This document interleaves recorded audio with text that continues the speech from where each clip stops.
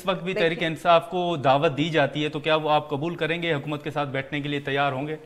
सबसे पहले तो नादिर साहब मैं सिर्फ इतना बता दूं, इमरान खान साहब ने ये बिल्कुल नहीं कहा कि मेरा बेटा आकर तहरीक इंसाफ की क़यादत संभालेगा, या मेरी बहन आकर, या मेरी फैमिली का कोई और मेंबर आकर यहाँ पर तहरीक इंसाफ की क़यादत संभालेगी। यहाँ पर ये नहीं है कि एक छुपी हुई कोई वसीयत निकल आती है और उस वसीयत के ऊपर जो है वो हस्बैंड साहब जो हैं वो चेयरपर्सन बन जाते हैं और बेटा साहब को चेयरपर्सन बन जाते हैं और बाकी लोग उनके पीछे हाथ बांधे खड़े हो जाते हैं। ये ऐसा नहीं है, ये जमहूरियत नहीं होती, इसको बादशाहत कहते हैं।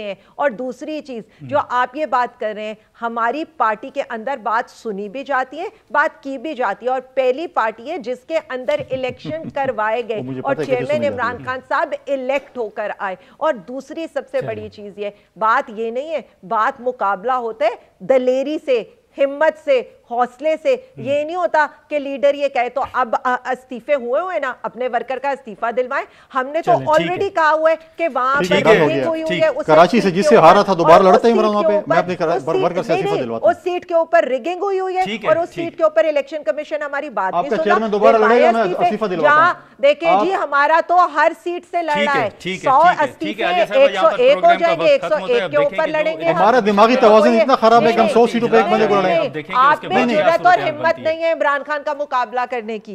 वो घर में छुपा हुआ बैठा हुआ है, उसको बाहर तो निकालो पहले। कोई चीज नहीं है, कभी जख्म पे देखें, उसे घर से निकालें, क्यों छुपा हुआ बैठा है, जरा मैदान में निकालें ताकि पता चले क्या है।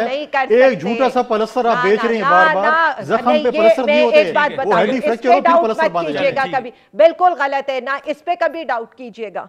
जुरत करे मैदान में निकाले, उसका मेडिकल बोर्ड तो बनाए पहले के बाद इसको मेडिकल बना ले, पहले मेडिकल बोर्ड बना ले, पता तो चले क्या